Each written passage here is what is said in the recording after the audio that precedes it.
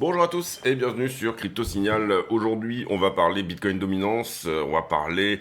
On en a déjà fait pas mal là-dessus hier, mais cette idée de rotation vers des plus petites capes. On va parler de la performance d'Ether par rapport à Bitcoin. On va parler, je pense également de scénario en weekly sur Ethereum. Et puis, donc, de scénario long terme sur Ethereum. Ça fait un petit moment qu'on n'a pas fait le point là-dessus. Et puis, la donne qui est un petit peu en train de changer avec des régulations qui désormais se font par notre ami Trump, quasiment entreprise par entreprise. Donc, c'est vraiment une nouveauté qu'il va falloir également intégrer. C'est parti pour l'intro.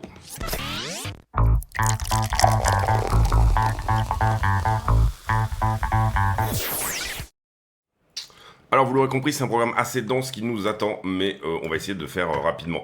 Ce qu'on peut éventuellement dire déjà sur ce range de la Bitcoin dominance, non pas ce range, mais ce canal haussier, eh ben c'est qu'on est peut-être en train de le perdre par le bas, et ça serait plutôt une bonne chose, encore une fois, que Bitcoin accepte de retourner à la maison. Ici, vous voyez qu'il a été hard closé, on est là en daily, donc ça fait 2 jours qu'il est à la remontée, certes.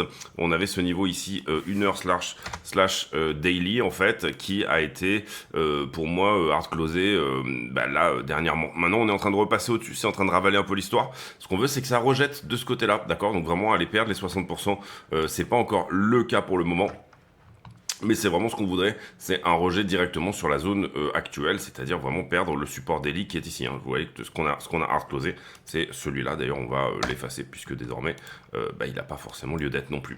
Donc voilà, ça hard close de ce côté-là. Le canal n'est pas forcément perdu encore à ce stade, mais si jamais c'était le cas, on peut essayer de se dire que Bitcoin va enfin perdre cette structure haussière, éventuellement au moins à minima perdre le momentum avec duquel il était parti.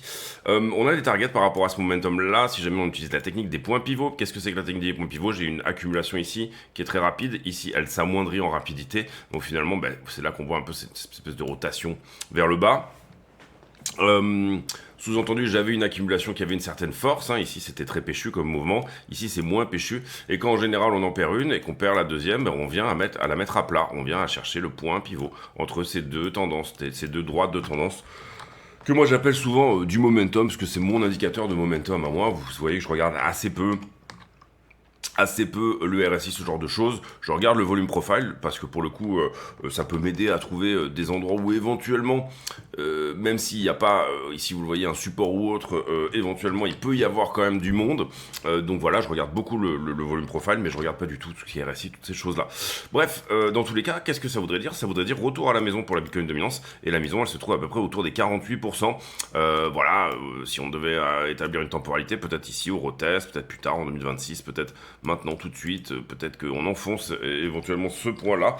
Mais il y a un peu deux options hein, sur la Bitcoin dominance, c'est soit on va à 72, soit on retourne à 48. Pour moi, la maison, elle se trouve à 48. On doit retourner à 48. On est en train de perdre ce momentum-là. Je vois pas nécessairement Bitcoin continuer jusqu'au 72 ici, dans ce canal-là. Il est tout à fait possible, néanmoins qu'il le fasse. Donc, prudence de ce côté-là. Ne tirons pas trop de conclusions trop hâtives. En ce qui concerne Bitcoin sur son 4 heures, on a touché 122 000 dollars hier. Donc, je dirais que c'est plutôt propre par rapport au target qu'on s'était fixé sur ce mouvement. En tout cas, hein, nous, on a fait une rentrée assez pixel, je dirais, hein, sur les 112, qui était vraiment propre. Pour le coup, qu'est-ce qu'on casse là-dedans? Bien sûr, ce 4 heures est cassé, ce 15 minutes est cassé, ce 15 minutes là aussi. On a ce 15 minutes ici qui tient en bas. Et à ce stade, il faudrait qu'on hard close le daily. Si j'en mets un ici, là, ne serait-ce que dans la petite structure, il se trouve quelque part par là, d'accord? Ici, vous avez un niveau daily, il se trouve à l'ouverture en fait d'aujourd'hui, hein, qu'il va falloir hard closer. Je pense que c'est bien parti pour. Sachant que, attention, parce que demain il y a le CPI. Qu'est-ce qui se passe au niveau du CPI? On va le regarder quand on fera le fondamental, mais on va quand même déjà regarder un petit peu parce qu'on vient d'en parler, donc du coup on y va. Et en l'occurrence, demain le CPI est prévu à 3%. Le consensus nous dit ce sera 3%. Le précédent était à 2,9, ça voudrait dire plateau sur l'inflation slash légère augmentation, ce qui n'est pas forcément génial. Et non, excusez-moi, pardon, c'est 2,7 autant pour moi. 2,8 autant pour moi. ça revient à peu près au même, mais légère augmentation de 2,7 à 2,8 et un corps qui serait autour des 2,7. Si jamais on regarde, donc le consensus est à 2,8 encore une fois, si jamais on regarde l'indice de la Fed de Cleveland, on est à peu près dans ces eaux-là. Je crois que ça a annoncé 2,76, pardon, je me suis mis sur Trueflation, 2,72 ici pour la Fed de Cleveland pour juillet 2025, ça a été révisé il y a 3 jours, donc on est à peu près dans les mêmes clous. La Fed de Cleveland en général a bon, donc ça serait plutôt 2,70 au lieu de 2,80. On resterait sur le même preview à 2,7 que le précédent. Je dirais que ça serait mieux qu'on ait 2,7 que 2,8 en l'occurrence, voilà. Ce qu'on veut, c'est que Powell pivote, et le marché actuellement est quand même en train de pricer le fait qu'il va pivoter dans 37 jours, avec 88% de chances, de 88% des intervenants sur le marché qui considèrent que ça sera le cas. J'en profite pour vous dire de ne pas hésiter à mettre un like sur la vidéo si jamais le contenu vous plaît, si voilà, vous considérez que c'est vraiment intéressant, etc. Je rappelle que tous les bénéfices de la chaîne seront versés à Mécénat Chirurgie Cardiaque, donc on met un like, on met un commentaire d'encouragement éventuellement. On s'abonne si c'est pas déjà fait, et voilà, je pense qu'on est une des chaînes francophones qui a les meilleurs calls depuis déjà un bon petit moment, et que tout cela est gratuit, donc prenez le temps, quoi. Faites respecter un petit peu le concept, prenez le temps d'aller tout simplement, comment dire, encourager cette initiative, on va dire ça comme ça. Ici, on avait fait donc cette ATH autour des 123 sur les prix, là on est sur BitGet. Autour des 123, bon, on est légèrement en dessous, je crois qu'on est à 0,5-0,6% de l'ATH, je pense qu'on va le passer, parce qu'il y a un tout petit peu de liquidité à venir prendre au-dessus. Néanmoins, on verra dans la partie liquidité que la liquidité weekly est mangée, donc c'est pour ça qu'on est en train de se retourner un petit peu ici et de revenir retemporiser en dessous. En fait, finalement, qu'est-ce qu'on a fait ? Je me mets en 4 heures. Qu'est-ce qu'on a fait ? On a short squeezé un peu l'histoire, là. Alors nous, on voyait bien aller faire un petit tour en dessous de 115, et dans ces eaux-là, ça n'a pas été le cas. Vous voyez qu'on n'a pas perdu le momentum à aucun moment. On a vraiment cassé le flag, celui-là, et c'est parti très bien, donc super. Pour le coup, l'idée ici qu'on avait, c'était soit... ça, c'était correctif, et on pensait, nous, ça allait corriger encore un peu plus longtemps. Ça n'a pas été le cas, vous voyez qu'on a vraiment cassé le flag tout de suite. Ce flag, il ouvre bien sûr des targets autour des 130. C'est un petit flag, ça reste une petite structure. C'est néanmoins celui qu'on avait vu depuis le départ. Donc c'est pour ça aussi que cette entrée autour des 112 100 ici a été vraiment relativement pixel. Voilà un peu l'idée, donc on tient ce momentum là, il y a une très légère accélération même du momentum, ça c'est plutôt bien.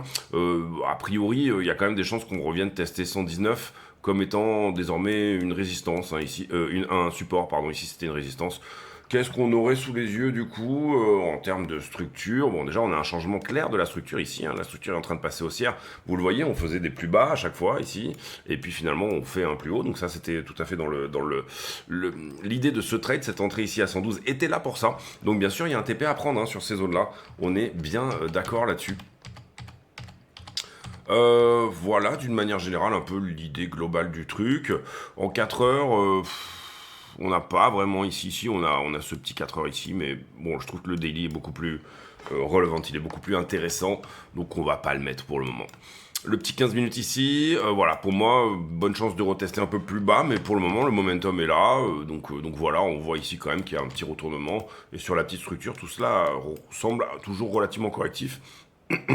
Comprenez que du coup, si jamais on fait un peu un Bart Simpson ici sur la dernière, le 219 ici à ce point-là et qu'on revient sur le momentum initial, ça serait pas choquant. Il n'y a rien de choquant à venir retester un petit peu d'ailleurs les deux bandes qui sont ici. Voilà, la zone des 118-119, ça ne serait pas choquant du tout de perdre $2000, voilà, pour laisser un peu d'air et sortir les longueurs. On va voir dans la liquidité qu'on n'est pas tant shorté que ça. On n'est pas tant longué que ça, pardon. Ether, Bitcoin, là pour le coup il y a une petite perte de momentum, puisque Bitcoin a poussé, mais Ether était déjà à $4300 depuis un bon petit moment, donc Ether reste un petit peu dans sa correction vis-à-vis de BTC, et il y a une petite perte de momentum, vous le voyez ici, on avait une droite qui était assez agressive, il semblerait qu'on revienne plutôt sur la moins agressive des deux, voilà, ça ne met pas en cause du tout une continuation haussière sur Ether contre Bitcoin. Je dirais que si jamais il y avait un truc à venir rechercher, c'est à peu près les 0,33 ici, revenir un peu la même idée, quand on a ici ce genre de support, de résistance, ça a tendance à être retesté pour redevenir support derrière. C'est ce qu'on appelle un retest de flag, hein, pour ceux qui jouent les retests. Voilà un peu l'idée. Terre à 4200 ici. Pour le coup, je pense qu'on peut effacer pas mal de choses. Alors je ferai un peu mes devoirs, hein. Je vais ici sortir, je reprendrai un petit peu toute la charte pour la simplifier et l'effacer, mais ce 4 heures là a été mangé, ce 15 minutes également, et en termes de daily, pour le moment... oui, on a passé une journée au-dessus de ce niveau-là, donc tout cela est nettoyé. Globalement, il y aurait sûrement un petit truc en daily. Oh non, encore que non. Ici, c'était... Ouais, il était par là, effectivement 4000, et là pour le coup on a 4002 et on a passé du temps au-dessus. Donc on peut considérer que Ether s'installe dans quelque chose éventuellement qui est plus qu'une prise de liquidité, hein. C'est toute l'idée des niveaux ici. Vous comprenez que on dit bon bah ça c'est une résistance, elle a une time frame. Si jamais on éclate cette time frame et que donc du coup on hard close la résistance, hard closer voulant dire faire un corps de bougie entier dans sa time frame, une ouverture et une clôture, nous on travaille en hard closing, et bien à ce moment-là, c'est plus qu'une mèche qui vient juste choper la liquidité et qui se rétracte. Et vous vous rappelez que dans la psychologie, hein, normalement, vous devez toujours avoir une petite phrase qui exprime un petit peu ce que vous voulez dire quand vous le voyez sur une charte, puisque quand vous regardez une charte, vous regardez du sentiment. Dans la psychologie, le fait que ça ne soit pas une mèche veut nous dire que les institutions ne sont pas en énorme prise de profit. Vous vous rappelez qu'on regarde, nous, beaucoup les poches de liquidité parce qu'il y a des shorts qui sont liquidés quand on fait ce type de mouvement-là. Si le mouvement nous donne une mèche qui se retourne abruptement, à ce moment-là, on a cette information que les gros ont vendu. Donc on va vouloir repasser probablement sous la structure intermédiaire pour venir recharger les institutions, pour qu'elles puissent venir recharger à l'achat. À l'inverse, dans les liquidations des longueurs, d'accord? C'est pour ça qu'on va souvent de poche de liquidité en poche de liquidité, c'est parce que si jamais j'ai envie d'acheter plusieurs milliards de contrats, eh bien à ce moment-là, il faut que je le fasse dans ces zones-là, dans ces zones où il y a beaucoup de contrats, tout simplement. Beaucoup de liquidation. Liquidation de short est un acte d'achat forcé. Donc du coup, c'est très pratique pour les institutions. Les altcoins qui sont pas en reste, mais vous voyez qu'on a eu cette petite hausse, et ça fait 2 jours désormais que, on l'a montré tout à l'heure, la Bitcoin dominance est en train de se reprendre un petit peu sur les 2 derniers jours. Et par ailleurs, alors je vous ai préparé une ou deux charts, puisque hier on a beaucoup réfléchi à cette orientation. Est-ce que on est en train de repasser sur des mid-cap? Et aujourd'hui on parle des layers 2 Ethereum, pour le coup, sur lesquels, vous le voyez, les structures sont totalement baissières, et on les regarde par rapport à Ethereum. C'est-à-dire que là c'est la paire Paul, donc Matic, contre Ethereum, et là vous voyez une distribution qui s'accentue, il y a aucun indice haussier là-dedans, et Polkadot contre Ethereum, même chose, on est dans ce canal très baissier ici. Alors à un moment donné on trouvera peut-être un bottom, mais on voit qu'en ce moment les layers 2, bon déjà en ce moment il y a un petit problème sur les layers 2 parce qu'ils perdent de leur intérêt, en tout cas en frais de transaction. Déjà il y en a beaucoup. Donc il en faudra un gagnant, il en faudra un dont le cas d'usage est le meilleur. On sait que les Layer 2 proposent des transactions plus rapides tout en restant un petit peu dans la sécurité qui est proposée par Ethereum. Donc en fait on fait un peu des paquets avec les transactions et on les fait plus rapidement, c'est un peu ça l'idée. Et donc du coup bon bah voilà, il y a le The Merge aussi provoque du coup moins de frais de transaction de ce côté-là, et on va dire moins de congestion aussi peut-être sur Ethereum que lors du cycle précédent 2021-2022. Moi c'était le cycle où j'avais joué les Layer 2, du coup j'ai fait énormément de profit sur Matic justement et Polkadot, les deux. Là pour le coup il y a pas d'inversion en tout cas de structure, on voit pas quand on parle de cette rotation dont on a parlé hier, rotation possiblement mid-cap, vous devriez théoriquement avoir un indice que ça va rotate, quand vous trouverez quand même une forme de support là-dedans et quand vous casserez une forme de distribution en cours sur les layers 2 vis-à-vis de Ethereum. Hein. Si on passe risk-on, on passe aussi sur les plus petites caps. Encore une fois, je mets ça entre guillemets par rapport au layer 2 parce qu'il y a effectivement ces petits soucis qui sont en train de se mettre en œuvre quand même de cette idée. Déjà il y en a beaucoup, il y a une concurrence assez accrue. On va sur le fondamental. Michael Saylor, donc stratégie qui serait en profit de 30 milliards. On sait que leur coût d'achat Bitcoin est à peu près autour de 75 000. Et donc du coup là en ce moment effectivement ça pousse très fort, et le moment où il a accéléré effectivement cette stratégie de trésorerie Bitcoin, puisque c'est la boîte par excellence qui fait de la trésorerie Bitcoin, eh bien, il a totalement plié le game, puisque en ce moment, il fait achat sur achat. Je pense qu'il vient de racheter. Il avait teasé hier soir, je crois, qu'il allait probablement racheter. À chaque fois qu'il rachète, il le fait. Dommage qu'il n'achète pas au spot, voilà. Mais bon, pour le coup, bien sûr, cette demande induite over the counter, OTC, donc qui n'est pas sur le spot, qui est de gré à gré, eh bien elle est quand même, elle assèche en fait les desks OTC, et ça c'est une très bonne chose, parce qu'en même temps, quand il y a une bonne demande au niveau des ETF, eh bien les fournisseurs d'ETF n'ont pas la capacité de venir acheter ce qu'ont acheté leurs clients sur les desks OTC, et les desks OTC se retrouvent à sec. Du coup, les desks OTC eux-mêmes sont obligés d'acheter les corrections sur le spot, ce qui finalement pousse le prix. Encore une fois, d'une manière, vous devez pouvoir faire un pitch elevator en 10 secondes, vous devez pouvoir dire ce qui se passe sur une charte en termes de sentiments, et là c'est ce qu'on voit à peu près dans l'idée. Ça, je voulais en parler parce que pour moi, c'est vraiment ça redéfinit un petit peu l'histoire de tout ce qui se passe en ce moment. Eh bien, on a de plus en plus de boîtes, notamment en ce moment, ils s'attaquent quand même pas mal au Mag 7, au Magnificent 7, les anciens GAFAM, enfin voilà, ce qu'on appelle les gros du S&P, qui pèsent je sais plus combien dans le S&P, mais c'est genre la concentration est incroyable au niveau la concentration des Mag 7 par rapport, je crois que c'est 49% du S&P. Je voudrais pas dire de bêtises, je suis pas sûr de chiffres, je suis pas sûr de chiffres, mais je vais vous le trouver, tiens, comme ça au moins on est précis. C'est 34%.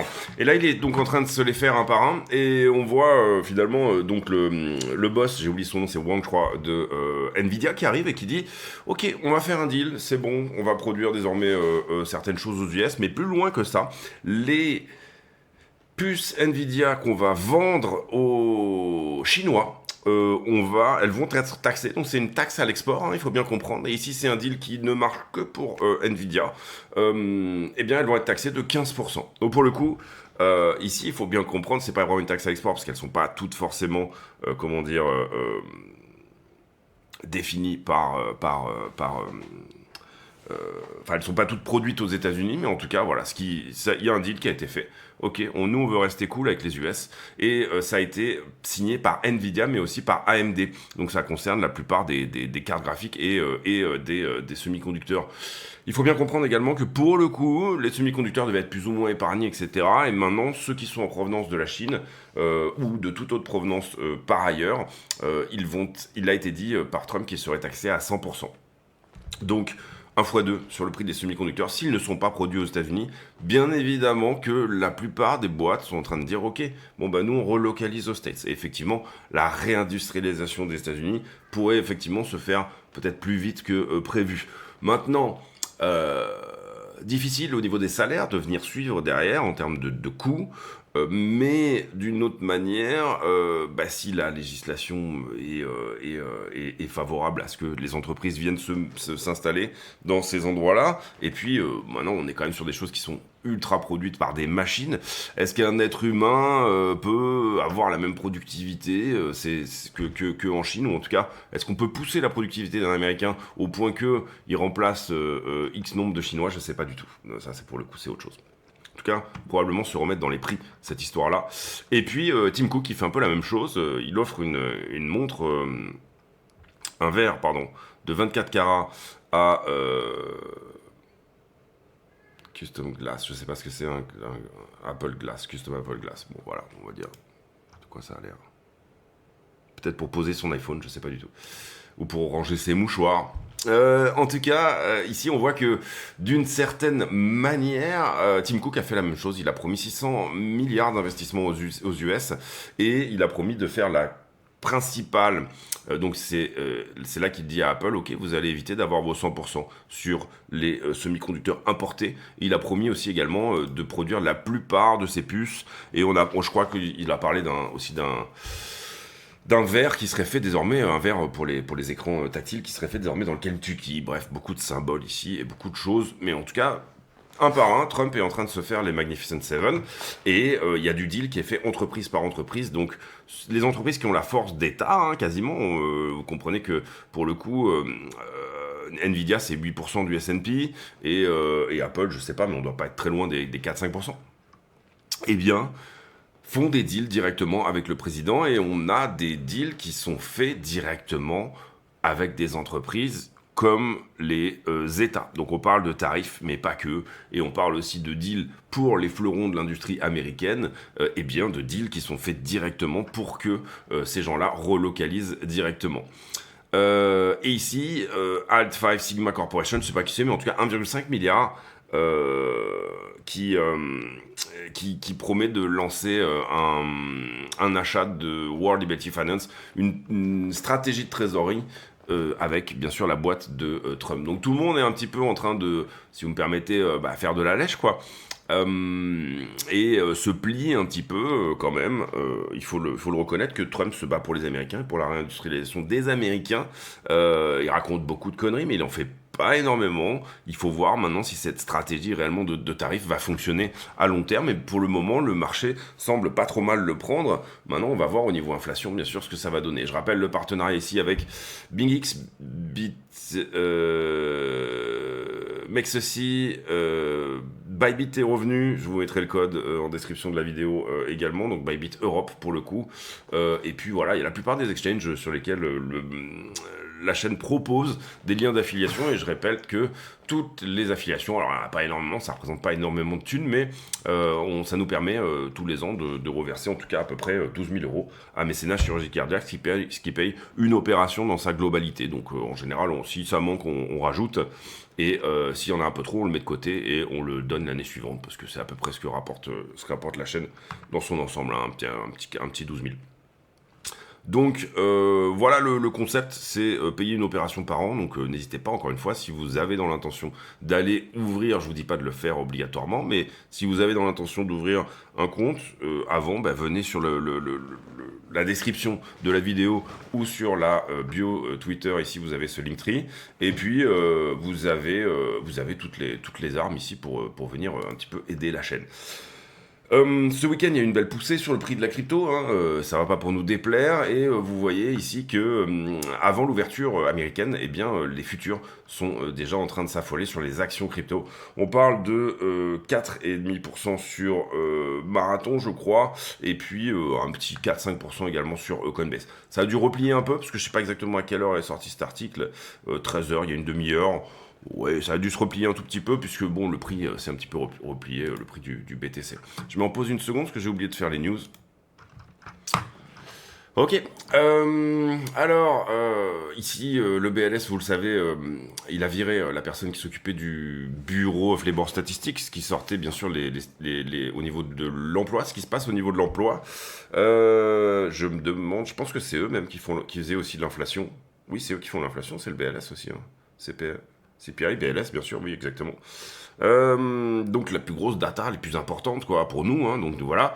Et donc du coup, il a viré cette dame et dit que le BLS surestimait les jobs sous Biden d'à peu près 1,5 million. Donc voilà, donner un résultat qui était meilleur que ce qui était réellement fourni par l'administration, enfin le marché, hein. Et ici, on voit ce cut de 15% qui a été donné par AMD et Nvidia, je le rappelle, sur les puces. Alors, on parle de nom ici pour remplacer cette meuf du BLS. J'ai plus son nom en tête, je suis désolé pour elle. Et on parle de noms qui sont en fait plutôt justement les personnes qui ont découvert le poteau rose, hein, en termes de. Donc voilà, a priori, ça serait le mec qui a découvert que ces chiffres étaient un petit peu manipulés. L'actif parfait pour les 1000 prochaines années. Oui, il s'agit de Willy Woo qui a parlé de ça en conférence. Donc du coup, c'est une formule qui fonctionne bien, effectivement. Rumble, qui est plateforme vidéo, qui voudrait acheter Northern Data. Je pense que c'est du mining, la division mining de Northern Data pour 1,2 milliard. Je connais pas le Northern Data, bien sûr je connais Rumble, mais pas Northern Data. Rumble qui est interdit en France, hein, il me semble, parce que par manque de modération, je crois, ou ce genre de choses. Donc heureusement qu'on nous protège de ça, parce que... Et là, Willy Wood, je le disais tout à l'heure, merci Thierry Breton, même s'il est plus à cet endroit-là, il est plus à cette place-là, mais perfect asset pour les 1000 prochaines années. Encore une fois, la formule est effectivement plutôt pas mal. On a ce rapport avec le gold, effectivement, bien sûr, qui a plus ou moins été l'asset parfait des 1000 dernières années, puisque d'une certaine manière, jusqu'à en tout cas il y a une cinquantaine d'années, Bretton Woods, le monde était basé sur l'or, toutes les monnaies étaient basées sur l'or, d'accord. On J'espère que ça sera la même chose pour Bitcoin, hein, si les États s'y mettent. Bien sûr, au niveau market cap, ça peut essayer de bien pousser, de bien aider à pousser. La Suisse qui fait un peu la gueule, visiblement. Alors là, on nous montre des swatchs, mais globalement, c'est plutôt le pharmaceutique, hein, je pense, en Suisse, qui risquerait de souffrir au niveau des tarifs. Et puis, Trump a été relativement intraitable sur pas mal de choses, à l'inverse de Poutine, qui visiblement est plutôt content. Il va y avoir une rencontre qui va être faite, et toutes ces choses-là seront probablement plutôt bonnes en ce qui concerne Poutine. Une potentielle bulle, on le voit ici, en rapport avec les dot-com, donc la bulle de 2000, qui pourrait éventuellement être en train de se former. Je pense que c'est le cas, effectivement. Maintenant, pour moi, on est loin de l'euphorie, hein. On est très très loin de l'euphorie encore, et je crois pas, je pense que c'est plutôt vraiment un move institutionnel en ce moment. Je pense pas qu'on soit dans la phase de distribution au retail, même si elle peut commencer d'un jour à l'autre, mais j'ai pas le sentiment qu'on soit ici. Alors on pourrait regarder éventuellement, est-ce que Coinbase est dans le top des apps de téléchargement sur l'Apple Store. Ouais, c'est pas du tout le cas. En tout cas, je le trouve pas. Sinon, pour moi, il est même pas dans le. Enfin, en tout cas, pour moi, voilà, on n'est pas du tout encore. Les retails sont les nouveaux retails, ceux qui devraient rentrer normalement vers la fin, sont pas du tout encore là. En tout cas, c'est pas le sentiment que j'ai. J'ai le sentiment qu'il y a eu une vague de retail un peu avant l'élection de Trump. Pour le coup, il y avait des nouveaux entrants un petit peu à ce moment-là. Mais là, actuellement, j'ai pas le sentiment du tout qu'on soit dans un truc de retail de fou. On le voit d'ailleurs sur les recherches Google. Il y a pas, on n'est pas dans des tops ou quoi que ce soit, alors qu'on est à 0,5 encore une fois de l'ATH, et on est encore très loin des niveaux qu'on n'avait pu avoir, ne serait-ce qu'en 2018. Alors il y a des petits changements dans la manière de faire les trends depuis, mais voilà, ça reste toujours intéressant de souligner que pour moi, en tout cas, les retails ne sont pas là. Les liquidités, bien sûr, avec sur les dernières 24 heures 361 millions de liquidés. BTC repasse devant parce qu'il a plus bougé sur les dernières 24 heures que ETH, qui lui a fait son move un peu ce week-end, hein. Plutôt il est monté à 4300, je dirais même vendredi si je ne me trompe pas. Il a fait un joli push vendredi en fin de séance. 152 et 209, donc long et short se valent à peu près. La map est, vous le voyez, mitigée, hein. On attend un mouvement sur les altcoins qui pour le moment n'arrive pas. Pour le moment, c'est une pure rotation Ethereum, mais qui pour le coup, vous le comprenez, a été un peu, excusez-moi, remise en question sur les 2 derniers jours. Donc attention à tous ceux qui crient à l'alt season, même si on a quand même, ça sent bon, hein, de ce côté-là, mais attention quand même de ce côté-là, peut-être plutôt après une rotation sur les taux, plutôt après une quarantaine de jours, à voir, hein. En tout cas, peut-être, je peux me tromper, bien sûr, évidemment. Ici, pour moi, on a donc pris ce point-là. Ce que je vois, c'est qu'il y a une belle augmentation de l'open interest, donc le nombre de contrats en circulation. J'ai un prix qui augmente et pourtant j'ai un funding qui reste à peu près à plat. Ça veut dire que on est assez fortement shorté pour le coup dans cette petite structure. Il y a du short à venir chercher. Ça pourrait nous aider à prendre l'impulsion supplémentaire. Est-ce qu'on est vraiment longué à certains égards? Non, hein. Vous voyez qu'en début de vidéo, on regarde et puis on dit comment dire. En début de vidéo, on regarde et puis on dit, vous voyez, il y a quand même une imbalance. On pourrait vouloir revenir retester ces bornes-là, donc autour des 119, 119 800, pour pouvoir, bon, on y est presque, hein, déjà là, hein, 120 440, on n'est pas loin. Pour pouvoir reprendre un peu d'air, en fait, ce mouvement, il semble déjà avoir repris presque l'air qu'il lui faudrait. J'aime bien ce passage des spreads en positif. J'aime bien quand les spreads sont positifs. Pour le moment, il reste négatif, hein. On n'est pas sur un moment où, pour le coup, c'est énorme en termes de spread. Ensuite, la liquidité weekly, la heatmap. Donc malheureusement, on a bouffé la liquidité. On parlait hier on parlait en début de vidéo, pardon, de ces idées de divers mouvements qui vont venir vendre la liquidité là où elle est, c'est-à-dire dans les liquidations short. On a eu ce très joli short squeeze là qui s'est fait. Derrière, liquidité intermédiaire pour le coup qui pourrait nous donner, en tout cas sur celle qui est très fraîche, hein, un petit retest des 119 en effet, mais vous voyez qu'on est déjà en train d'être shorté. Vous voyez qu'il y a déjà, pour le coup, peut-être plus de short ici que de long, d'où ce côté avec une augmentation du prix où le funding reste à zéro, d'accord, reste à plat. Sur Ether, On est peut-être au port d'une petite correction là, ça lui ferait peut-être pas trop de mal de revenir reprendre 4000, hein, d'accord, pareil c'est frais, ça date du 9, donc ça a 2-3 jours, ça a été de la liquidité peut-être un peu de week-end, hein, justement 9, 10, 11, 9, 10, voilà, tout ça a été un peu de la liquidité de week-end, on a fait ce range dans le week-end entre 4000 et 4003, peut-être que du coup ça a donné par 3 fois création d'un support autour des 4000, si on pouvait venir dévier très légèrement sous ce support, mais sans réellement perdre le support dans son UT. Là, en l'occurrence, je pense qu'on pourra aller voir, hein, sur Ether quelle est l'unité de temps, mais ça se voit que là, déjà, ça c'est du 5 minutes, je crois. Chaque 5 minutes time frame, voilà, déjà, voilà, c'est un support qui est dans une petite UT, hein, on peut dire, dans tous les cas, un 15 ou au maximum un 1 heure aurait, je pense, un côté vachement intéressant. On va aller voir d'ailleurs, allez, on va être complet encore une fois aussi. Hop, 15 minutes, tac. Je vais nettoyer un peu la charte, hein, sur Ether, je suis conscient qu'elle est très, très chargée. Ouais, là on a pas mal de touchettes, si on se met à peu près par ici, dans un 5, un 15 minutes, le 1 heure sera probablement le plus intéressant, et encore que autour des 4170, hein, passer 1 heure, venir retaper, passer légèrement sous cette structure-là. Vous comprenez qu'ici, ça permet, pour le coup, aux institutions de venir recharger un peu l'histoire. Personnellement, si j'avais une entrée à faire, je la ferais, même là, 4061, d'accord. Ici, vous avez une vallée qui est censée protéger le reste du mouvement. Vous avez du volume profile qui nous dit, là, j'ai accouché au niveau du prix, j'ai accouché un peu fort. Peut-être envie de juste venir réparer cette injustice. Les gens qui n'ont pas pu faire du business dans cette zone. Et puis, donc du coup, assez rapidement, même si c'est pas forcément la rapidité qui est hyper importante, mais dans une TF d'une heure, venir dévier là-dessous et repartir, pourquoi pas. Demain sera le CPI, je le répète, ce sera à 14h30. Ça serait bien d'avoir 2,7. Ça serait normal d'avoir 2,8. Ça serait vraiment pas très bon si on a 2,9 ou 3 qui sortent comme chiffre. On avait fait l'analyse en début de mois et je crois qu'on était légèrement en dessous, nous, en ce qui nous concerne. Plutôt 2,6 ou 2,7, effectivement, si je me souviens bien. Donc un plateau, hein, globalement, sur l'inflation. Si jamais à un moment donné les tarifs doivent peser sur l'inflation, ça ne se fera pas tout de suite. Je pense que ça va vraiment mettre du temps à se mettre en place. Et je vous avais promis une analyse un peu weekly sur Ethereum. Est-ce qu'on l'a fait ou pas? 31 minutes, allez, c'est parti. Ether, on va prendre ce contrat-là. Ouais, voilà. Globalement, qu'est-ce que vous avez sous les yeux? Bon, alors dans la grosse structure, c'est très propre, au sens où on a cette très jolie ici flat étendue qui pourrait être terminée, puisqu'on est en train de reprendre le top. En tout cas, a priori, c'est ce qui est en train de se passer. Le breakout ici se passe plutôt pas mal. Et ce faisant, on casse également cette espèce de ligne de tendance qui nous disait que on avait du mal, on était plutôt dans un truc assez distributif.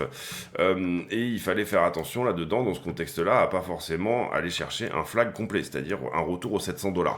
Ce qui, ne m'insultez pas, reste possible. Hein, mais en tout cas, dans la structure, voir ce genre de choses est tout à fait possible.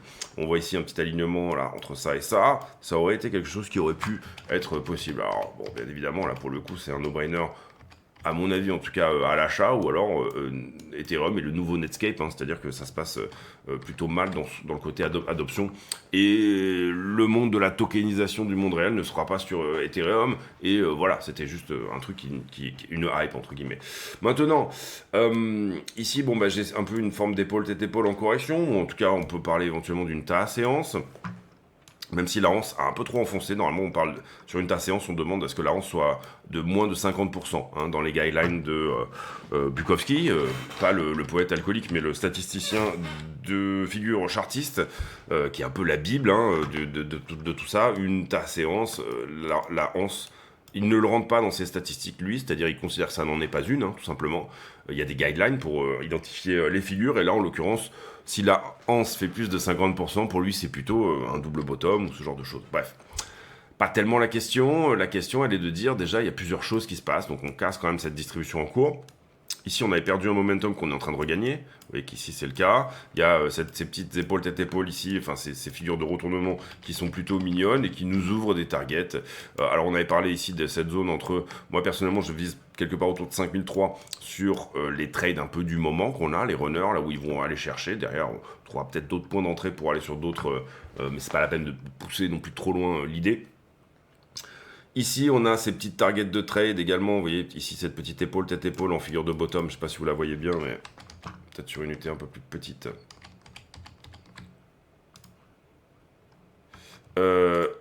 Hop, épaule, tête, épaule inversée, cassure de la ligne de cou qui pourrait nous emmener à 6000. Ça, c'est la figure du moment, hein. C'est un peu les raisons, pas forcément les raisons du trade, parce qu'on ne rentre pas sur un trade en raison d'une figure chartiste. On peut jouer le chartisme, on peut jouer la liquidité, on peut jouer les passages sous la structure. C'est pas tellement la question. Ce qui est vraiment pratique avec le chartisme, c'est que vous avez une probabilité, vous avez une target, bref, vous avez un plan qui est quasiment tout dessiné, hein. C'est un petit peu comme si je vous disais, euh, euh, pas le trading pour les nuls, mais en tout cas, ce concept de dire, et parfois même en chartiste, vous avez des prophéties autoréalisatrices, c'est-à-dire parce que vous avez une forme de figure, en tout cas quand elles sont relativement évidentes, notamment les flags, ben on va chercher la target tout simplement parce que ben tout le monde va chercher la target. Bon, après, ça reste quand même un truc de retail, hein. Le chartisme, il n'y a pas de souci avec ça. C'est pour ça qu'on complète avec du fondamental, avec de la liquidité, avec voilà, du ICT pour ceux qui veulent, avec du SMC pour ceux qui veulent. Voilà, toutes les choses qui éventuellement peuvent. Encore une fois, pour moi, le système de trading n'est absolument pas quelque chose d'important. Pour moi, ce qui est important, c'est le risk management. C'est la seule chose qui doit être travaillée. Et c'est la seule chose sur laquelle tenir un carnet de trading, etc. C'est la seule chose sur laquelle vous pouvez réellement faire une connerie, en fait. En soi, le système de trading, bon, je crois qu'il y avait eu une expérience où il demandait à un singe de jeter une pièce en l'air ou d'appuyer sur un bouton rouge ou bleu. Et en fait, avec un bon risk management, il se trouvait que le singe avait des très très bons résultats, parfois même meilleurs que certains hedge funds à Wall Street. Bref, ici, donc, épaule-tête, épaule en correction, on en a en figure de bottom, on en a parlé. Et oui, donc voilà, cassure en tout cas de cette distribution sur lequel en général on peut essayer de se dire bon bah pourquoi pas réitérer l'impulsion précédente. Il y a plusieurs choses également dans le passé. Encore une fois, c'est l'idée ici, hein, c'est de vous montrer qu'est-ce qui s'est passé avant. Cette idée quand même d'avoir une espèce d'analyse, une forme d'analyse en weekly sur Ethereum. Alors là, on n'a pas une super antériorité 2019.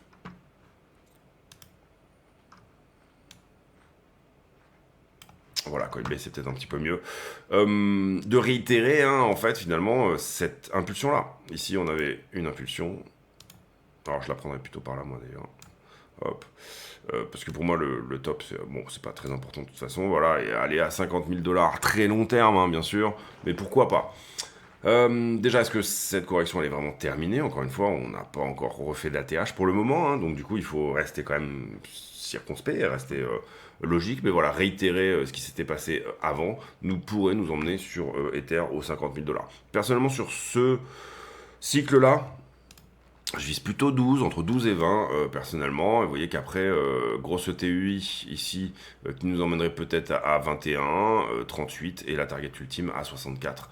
Pour le moment, en tout cas, l'idée pour moi, c'est voilà, plutôt déjà d'aller à 5003. C'est le trade du moment, on reste pragmatique par rapport à ce qu'on veut faire derrière, et puis ensuite on verra, d'accord? Mais sur mon portefeuille d'investissement, on va dire que les zones de prise de profit se trouveront entre 12 000 et 20 000 $ déjà au moins pour ce cycle, et après on aura des runners pour aller essayer d'aller chercher un peu plus loin, ou alors on holdera de l'Ether pour le garder éventuellement. Si un jour on va à 63 000, plutôt le TP dans ces zones-là. Voilà pour l'analyse long terme sur Ether dollar et Ether BTC. Pour moi, c'est à minima un retour sur la zone des 0,8. Si on peut avoir encore plus, tant mieux. Zone des 0,8 ici. Si on peut avoir encore plus, tant mieux. Mais voilà, déjà 0,8 c'était la résistance historique un peu, hein, depuis en tout cas 2018. Ether n'a jamais repassé ce point-là. Il y avait eu un quasi flipping, hein, pour ceux qui s'en rappellent, en 2017. Ether avait presque passé la market cap de Bitcoin. Et puis finalement, ça ne s'était pas fait. Si on va au flipping, pour le coup, ce sera plutôt un 0,4. Mais pour moi, on ne va pas nécessairement au flipping sur ce site, sur ce cycle. Encore que, hein, tout est possible. Mais bon, pour le moment, j'y croyais peut-être même plus au cycle précédent. C'est-à-dire que je pensais pour le coup qu'on allait casser. Notamment, vous le voyez ici, et pour le coup, il faut le dire, hein, quand on fait enfin pas des mauvaises analyses, mais voilà, ici, cette Jolita séance. Le truc, c'est qu'elle a jamais vraiment cassé. Elle nous a donné des faux départs. Et dans ces faux départs-là, personnellement, moi, ça m'est arrivé de me faire attraper. Mais par contre, on n'a pas... comment dire on l'a pris sur du trade plus qu'autre chose. C'est-à-dire que je crois que c'était sur ce move-là, hein, en 2022, là, personnellement, moi, je m'étais fait avoir. Je me suis fait avoir une deuxième fois sur Ether Bitcoin, qui est pourtant une charte que j'affectionne particulièrement en général, et que j'arrive à plutôt bien lire, parce qu'elle est très propre. Je me suis fait avoir quelque part par là, je crois.